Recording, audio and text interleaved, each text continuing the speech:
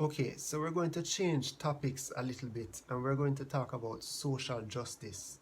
And I am talking about this from the perspective of an individual Seventh Day Adventist believer.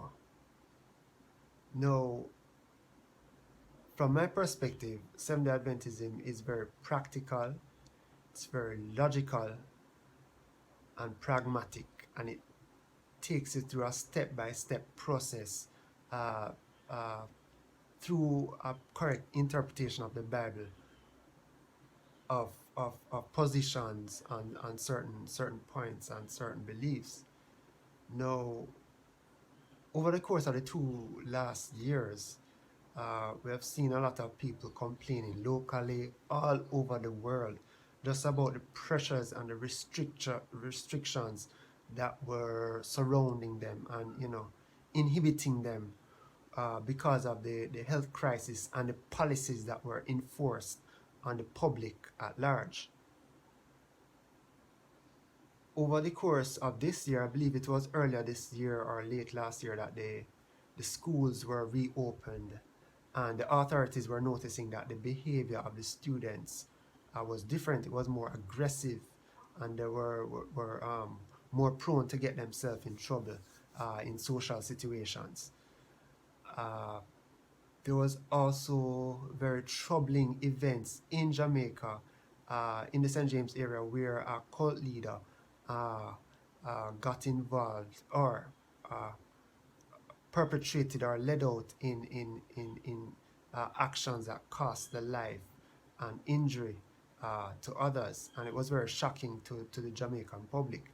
Also, we had another issue short after, which involved 2 students, where one student killed the other student over a guard ring. That's a spiritualistic ring that is said to have power. Now, so what we have noticed over these months and the last years, especially this the latter part coming into this year, is that we're seeing these belief system and their effect on society and their effect on the minds of people starting to leach to the surface, and you're starting to see the true effect of these belief systems when a society or the world is put under pressure, and the effects and the results are not good results.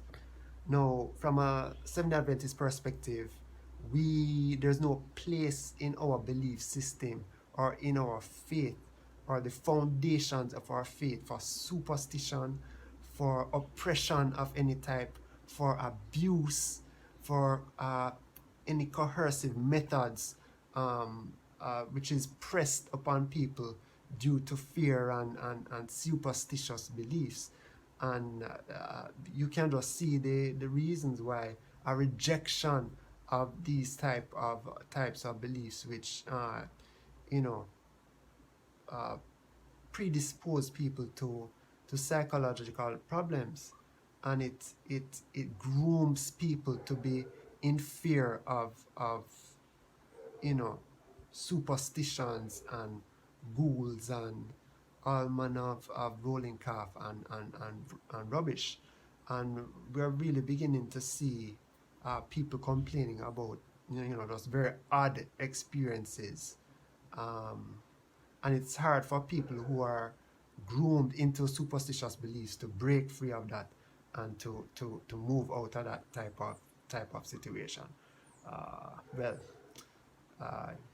I believe I've explained my position on the situation and how damaging it can be to society.